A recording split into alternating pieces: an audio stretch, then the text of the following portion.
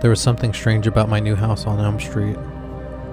I'd moved in a week ago, drawn in by the low rent and beautiful exterior. But I was starting to feel like something was wrong with the place. Something I couldn't explain. It all started with the dreams.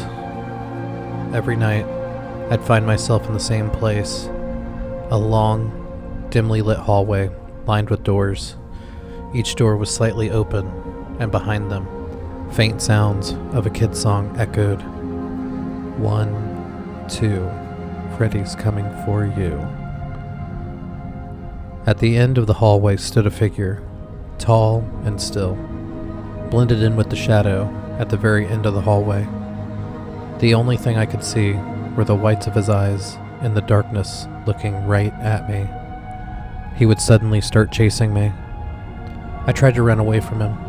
The hallway continued to stretch no matter how far I ran.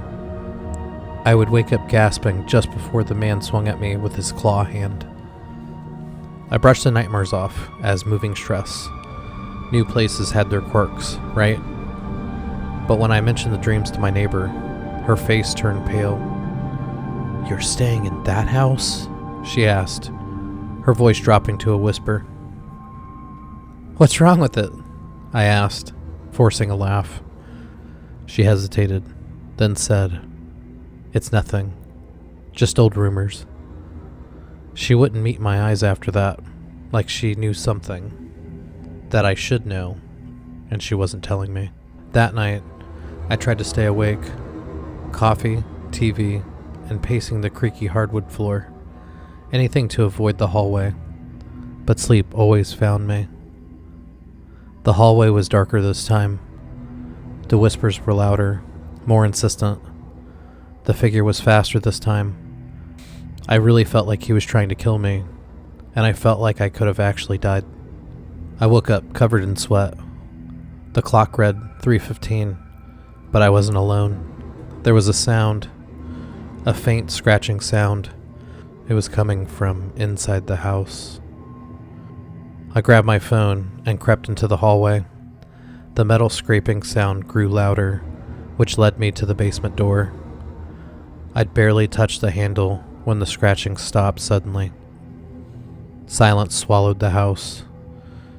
My heart was beating so hard as I slowly opened the door.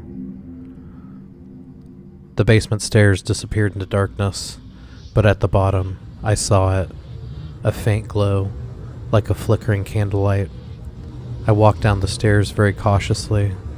My breathing was shallow, every instinct screaming at me to turn back. At the bottom of the stairs, I froze. The glow wasn't from the candles.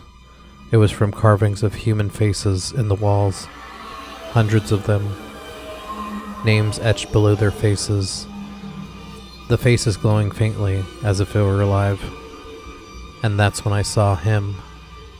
The man from my dreams stood in the corner, ugly, dirty, scratching a metal pipe with his steel claws, his shadow stretching unnaturally across the room, his head tilted when he looked at me. "Why are you here?" it asked. I couldn't answer. My legs were locked into place. My body was trembling like I was out in the cold. "You don't belong here," it said. "Don't come back or you will pay." I turned and bolted up the stairs, slamming the door behind me. I didn't stop until I was outside, my feet pounding the pavement as I ran down Elm Street, away from that house. The next day, I woke up in my last apartment like I had never moved. Had I dreamt the entire thing? I remembered the address. I had to see for myself, and drove to the house. When I got to the house, the lot was empty, overgrown with weeds, as if no one had lived there for years. I still dream about the hallway sometimes. The man is always there, waiting, and I hear the whispers of my name from the open doors. I found out that man was Fred Krueger, a child killer in Springwood. He had killed all the family of people related to his horrible death, but after his death, it was worse. From eyewitness accounts, he stalked people in their dreams. However, he did not have the power to take my soul because I was not from Springwood and had nothing to do with anything there. Neither did my family. Lucky me, I guess.